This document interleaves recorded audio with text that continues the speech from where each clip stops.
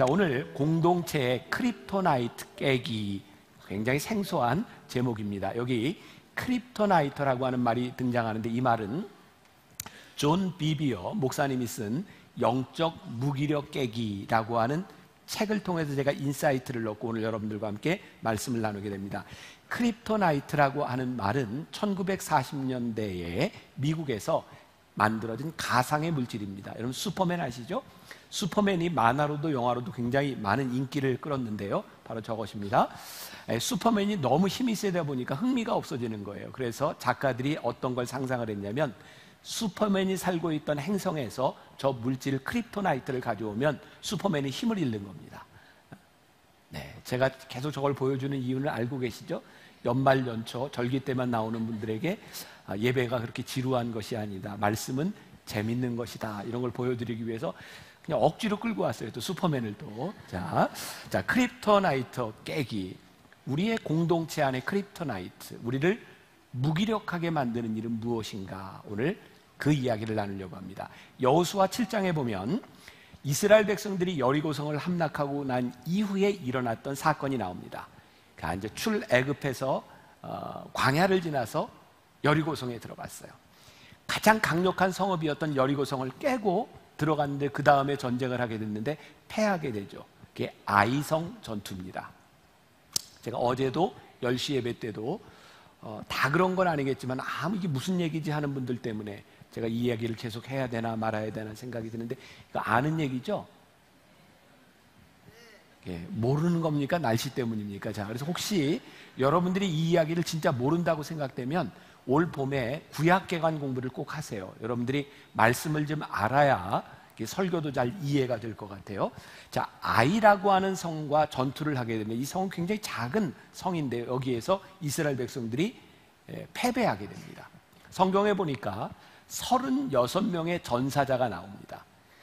그 여리고성의 전투에서 60만 대군이 한 명도 죽지 않았는데, 작은 성 전투에서 36명이 죽었으니까 심각한 문제일 수도 있고, 사실 36명이 죽었다고 하는 것은 아무렇지 않은 일일지도 모릅니다. 중요한 건 이스라엘 백성들이 이 일로 인하여 공동체가 영적으로 침체되었다는 겁니다. 존 비비어 목사님이 이렇게 이야기합니다. 36명이 죽었다고 하는 것은 단순히 36명의 문제가 아니라 72명의 부모가 자식을 잃었다는 말이고, 36명의 아내가 남편을 잃었다는 말이고, 많은 자녀들이 아버지를 잃었다는 말이다. 중요한 것은 그들로 인하여 영적 침체에 빠졌고, 여호수아는 그 상황에서 하나님께 이렇게 기도합니다. 주 여호와여, 어찌하여 이 백성을 인도하여 요단을 건너게 하시고 우리를 아모리 사람의 손에 넘겨 멸망시키려 하셨나이까? 하나님께 불평하는 거죠. 어떻게 이런 일이 일어날 수 있습니까? 그때 하나님께서 이렇게 말씀합니다. 너희 중에 죄 지은 자 한 명이 있다. 지금 이스라엘의 공동체는 공동체 전체가 죄를 지었기 때문에 문제가 생긴 것이 아니라, 그들 중에 한 명이 죄를 지음으로 인하여 이스라엘 공동체가 문제를 가지게 된 거예요. 오늘 제가 심각하게 보려고 하는 것은 무엇이냐면, 한 명으로 인해 공동체에 심각한 영향을 끼칠 수 있다. 그래서 오늘 공동체에 대한 이야기를 하려고 하는 겁니다. 오늘 우리가 본문을 다 읽지 않았지만 고린도전서 5장 1절에 보면 사도 바울이 이렇게 말을 합니다. 너희 중에 심지어 음행이 있다 함을 들으니, 너희 중에라고 하는 말은 무슨 얘기일까요? 교회 공동체 안에 그런 얘기입니다. 그리고 사도 바울은 지금 너희 중에 음행이 있는 자가 있다는 것을 알면서 누구에게 질책하고 있냐면, 교회 리더들에게 이야기를 하고 있는 겁니다. 자, 어제 우리가 권사 취임 예배를 드리면서 이 말씀이 참 적절했다라고 생각되는데, 집사들에게 죄송한데 제가 생각할 때 집사까지는 제가 조금 그런데 권사쯤 되면 저는 교회 리더라고 생각합니다. 죄송합니다, 집사. 권사는 리더다. 리더들에게 책임이 있다. 우리 공동체의 권사 그리고 장로, 목회자는 이 공동체를 어떻게 치리해야 될 것에 대한 책임이 있는데, 오늘 사도 바울이 너희들 리더들이 너희 중에 음행을 행하는 자가 있다함을 듣고도 너희들이 제대로 행하지 않은 것에 대하여 공동체가 영적으로 잘못되었다라고 말하고 있는 거예요. 자, 요즘 합리적 의심 이런 말을 많이 하는데, 그러면 이 공동체 안에 있는 리더들이 왜 그 공동체 안에 있는 형제 중에 누구가 음행을 하였다는 말을 듣고 그냥 놔뒀을까요? 자, 합리적 의심을 합니다. 아마도 많은 사람들이 모르고 있는데 내가 저 사람의 죄를 드러내면 혹시 공동체가 시끄러워지지 않을까, 긁어부스럼을 만드는 일이 아닐까라는 생각을 했을 수도 있습니다. 또한 내가 왜 제 사람의 일을 건드려서 복잡한 일에 휘말릴까, 그래서 귀찮아서 아무 이야기도 하지 않았을 수도 있습니다. 또 하나의 합리적 의심, 그 죄를 지은 사람이 이 공동체에 굉장히 막강한 재정적인 영향력, 어떤 권력을 가지고 있는 사람이기 때문에 그 사람을 건드리면 교회 안에 문제가 생길 수도 있다, 이런 생각을 했을 수도 있을 것 같아요. 또 합리적인 의심, 만약에 저 사람의 죄를 딱 이야기하는 순간 저 사람이 교회를 떠날지도 몰라, 믿음을 떠나면 어떻게?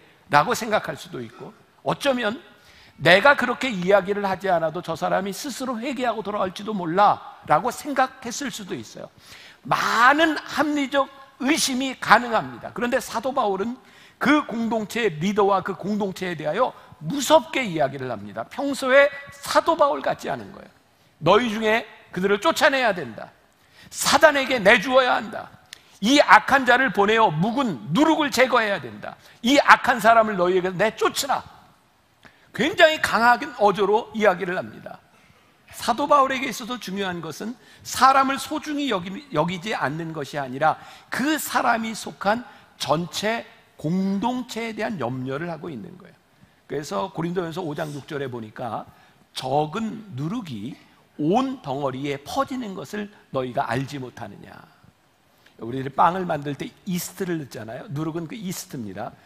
이스트를 넣으면 반죽한 것이 쫙 부풀어 오르는 것처럼 적은 누룩이 전체를 부풀어 오르게 하는 것을 너희들이 모르느냐.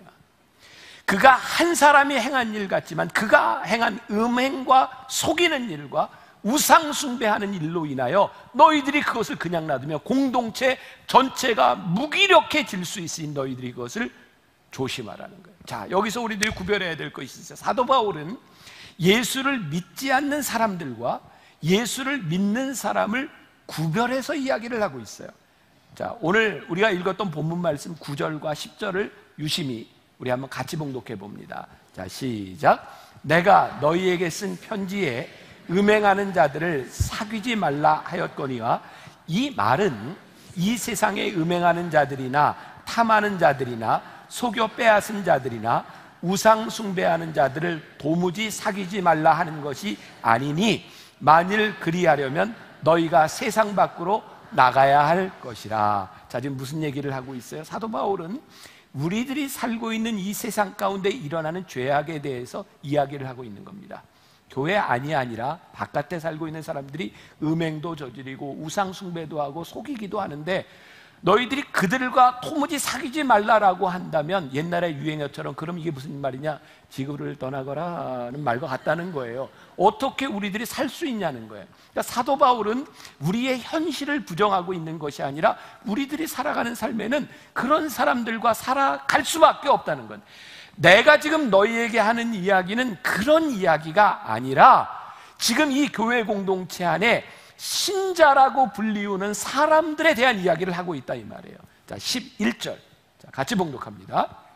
이제 내가 너희에게 쓴 것은 만일 어떤 형제라 일컫는 자가 음행하거나 탐욕을 부리거나 우상 숭배를 하거나 모욕하거나 술 취하거나 속여 빼앗거든 사귀지도 말고 그런 자와는 함께 먹지도 말라 함이라.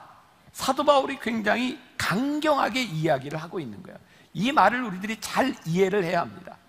우리들은 우리 공동체 안에 회개하고 변화될 수 있는 가능성을 우리들이 믿고 또 그렇게 변화돼야 되는 것이 사실인데, 문제는 이 공동체 안에 있는 이 죄에 대하여 우리들이 다루지 않으면 이 죄가 누룩처럼 전염병처럼 번져서 이 교회 공동체를 초토화시킬 수도 있기 때문에 그것을 우리들이 심각하게 다루어야 한다는 거예요.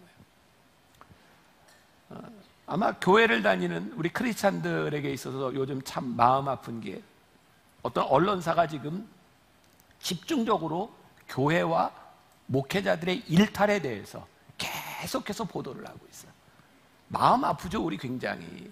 어떻게 교회 안에서 이런 일이 일어날 수 있는가? 근데 저는 이런 생각이 드는 거예요. 그렇게 많은 그 일탈들이 일어나는 것을 보면서 그 원인이 어디에 있을까?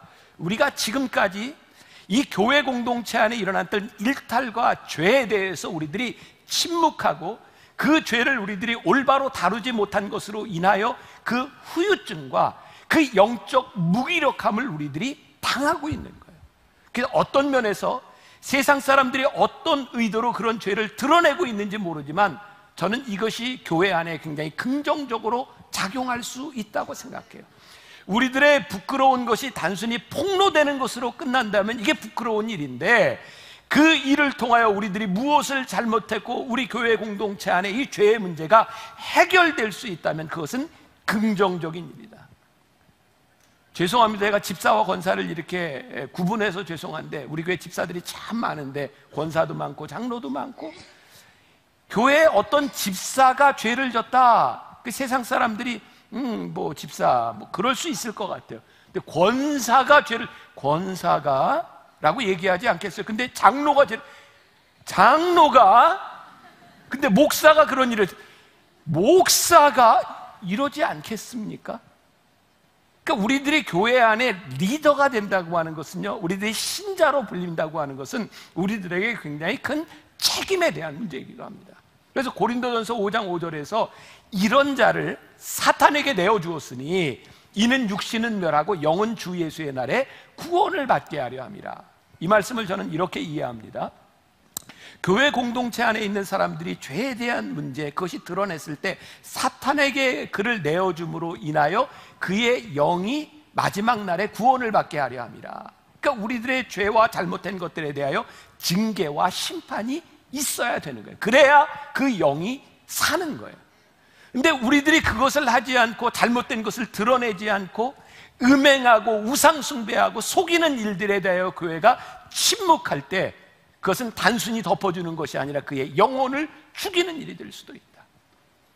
오늘 우리 굉장히 힘들고 어려운 이야기인데요, 우리가 공동체 안에서 일어나야 될 일들, 죄를 폭로하는 것이 아니라 죄를 다스리는 일들이 우리 공동체 안에 일어나야 되는 거예요. 회개하지 않으면요, 그 죄를 자꾸 감추려고 합니다. 감추려 하면 점점 더 변명하게 되고요, 변명하게 되면 교만하게 되고요. 죄를 지은 사람들의 죄가 드러나지 않으면 죄는 어떤 속성을 가지고 있는가? 나와 동일한 죄, 나와 같은 죄인들을 만나면 굉장히 편안함을 느낍니다. 그러면 죄의 문제가 해결되지 않으면요, 교회 안에 이 죄가 누룩처럼 번져서 동일한 죄를 가지고 있는 사람들이 평안함을 느끼는 거예요. 그리고 죄의 문제가 해결되지 않은 죄인들은요, 어떤 특징을 가지냐면 내 죄를 정당화하기 위해서 나보다 더 큰 죄를 지은 사람들의 죄를 자꾸 들춰내려고 하는 경향이 있습니다. 사람은 참 신기합니다. 나보다 더 큰 죄를 진 사람을 보면 내 지은 죄가 조금 보상을 받는 것 같습니다. 해결하려고 하는 것이 아니라 죄를 들추기 시작하면 점점 추악한 일들이 우리들 가운데 일어나고 다른 사람을 정죄하게 되어 있어요. 예를 들어 볼까요?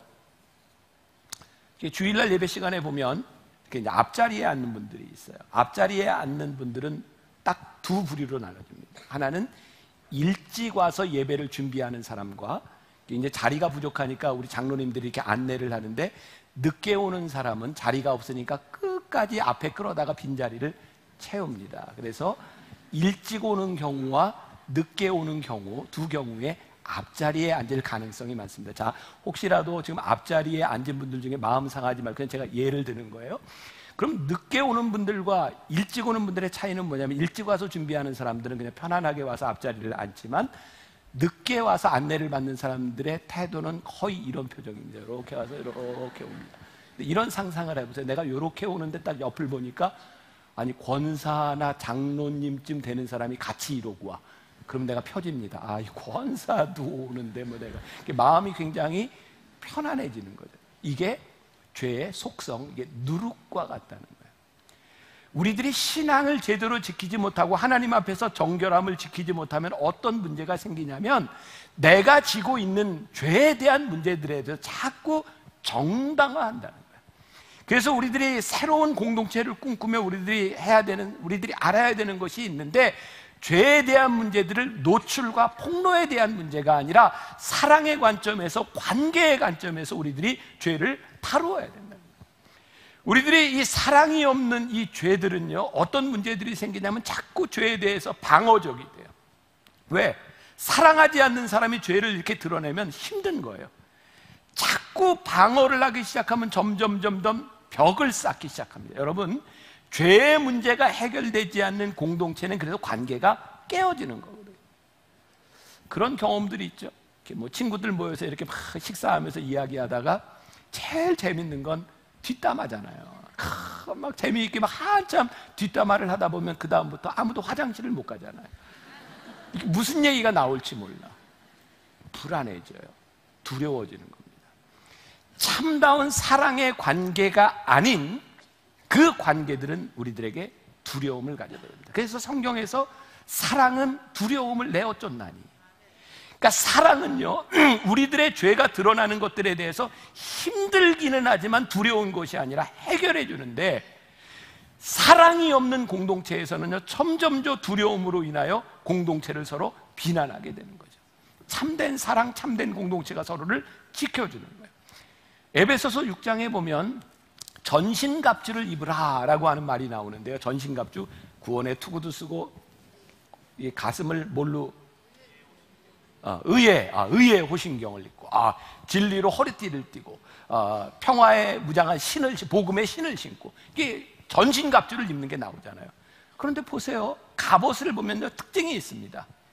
뒤통수를 가리고 등허리에 뭐를 대고 이런 건 없습니다. 앞을 다 가립니다. 전쟁에 나가서 싸우는데요, 앞을 가립니다. 뒤를 안 가립니다. 이유가 뭘까요?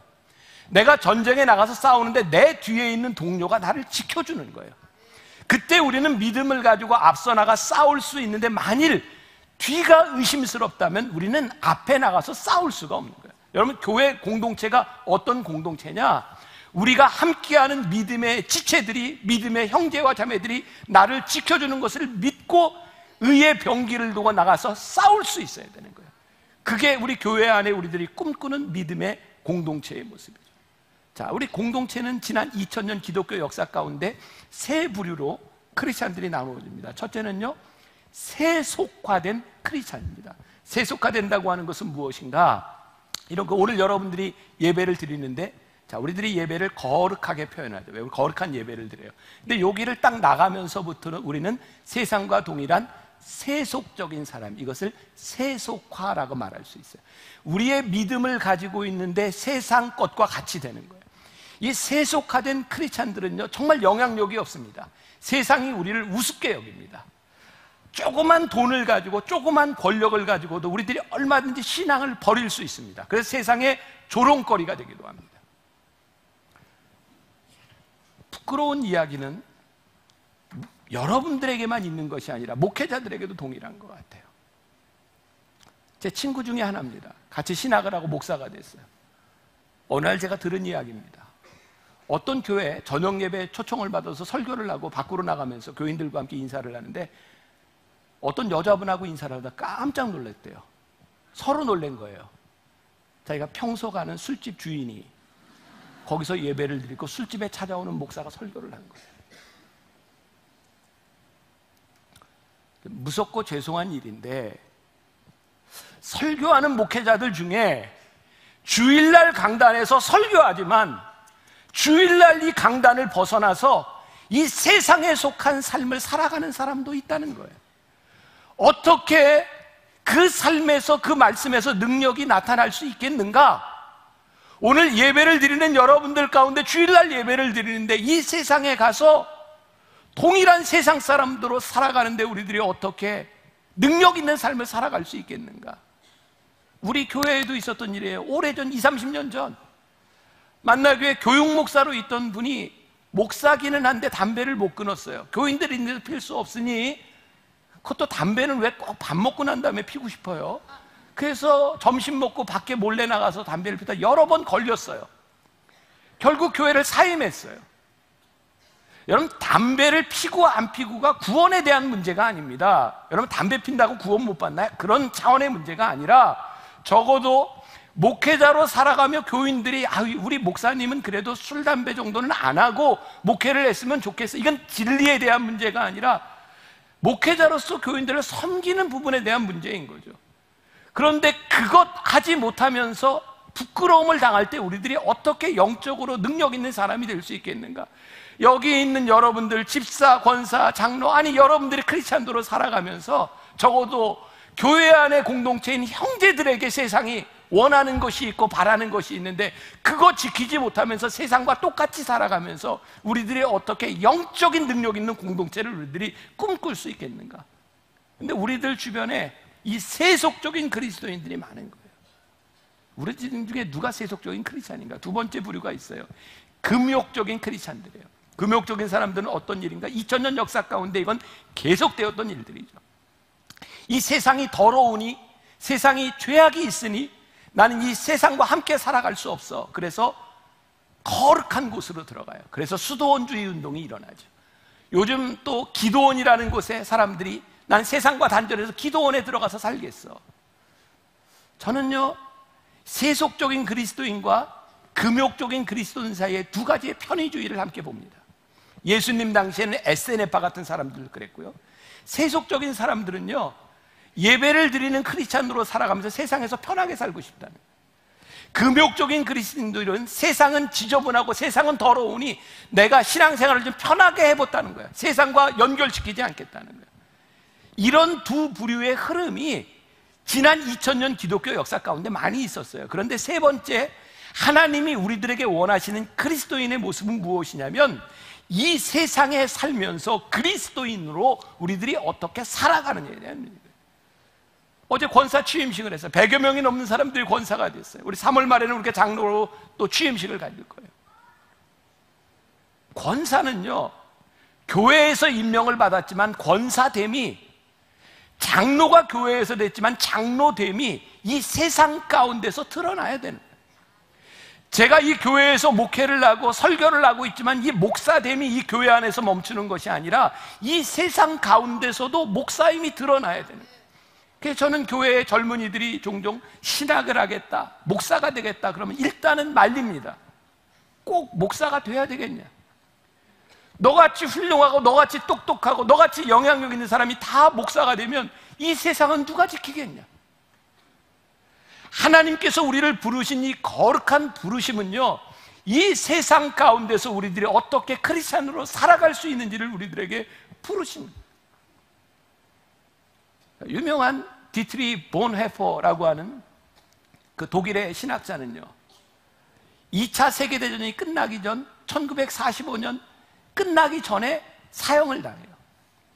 그는 20대의 교수가 돼서 30대에 굉장히 많은 영향력을 가지고 있는 신학자인데요, 그는 나치에 저항해서 싸웠던 사람입니다.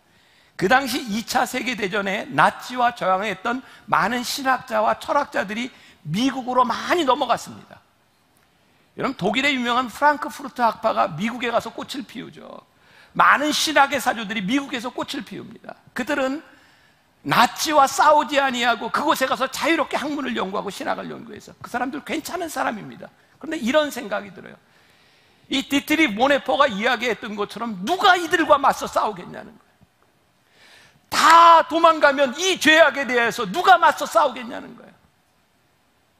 우리나라 6.25 이후에 공산 정권을 피해서 많은 사람들이 남한으로 넘어와서 그들이 대표적으로 영락교회를 세웠고 많은 교회들이 세워졌어요. 신앙의 자유를 찾아 모든 것을 버리고 온 사람들의 신앙이 굉장히 귀합니다. 그래서 이런 생각을 하게 됩니다. 정말 힘들었더라도 그들이 그 자리를 지켰더라면 지금 이렇게 됐을까? 우리들이 믿음을 지키고 우리들이 믿음의 공동체를 세운다고 하는 것은요, 이 세상 가운데서 우리를 부르신 이 공동체로서 서로 보호하고 서로 지켜주며 우리들이 어떻게 이 공동체를 이룰까에 대한. 제가 며칠 전에 새벽에 이게 말씀 묵상을 하다가 그냥 아무것도 아닌 말씀인데 그 예수님께서 너희는 세상의 빛과 소금이 되어라 말씀하셨는데 가만히 빛을 생각하다 보니까 빛은 어둡지 않으면 아무 가치가 없더라고요. 어두워야 빛이 있는 겁니다. 아, 너희들이 세상의 빛이 되어라. 너희들이 세상의 소금이 되어라. 가만히 생각해 보니까 소금은 썩어질 음식도 없고 먹을 음식도 없는 곳에서는 소금은 아무 역할을 못하는 겁니다. 그래서 세상의 빛과 세상의 소금이 되라고 하셨구나.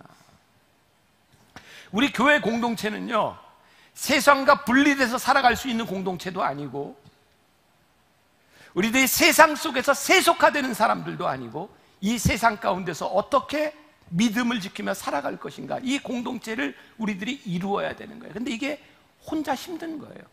그리고 오늘 말씀 가운데 정말 중요한 게 뭐냐면, 한 사람으로 인하여 우리의 영적 공동체가 깨어질 수 있다는 거예요. 자, 여러분들, 하나님께서 아브라함을 부르셨어요. 아브라함이 하나님과 동행하며 살았어요. 그런데 아브라함이 어디에도 성경에 가는 곳마다 전도했다 이런 얘기 없습니다. 아브라함이 가는 곳마다 제단을 쌓고, 아브라함이 하나님과 동행하였으므로 사람들이 아브라함이 하나님과 함께 하심을 보았어요.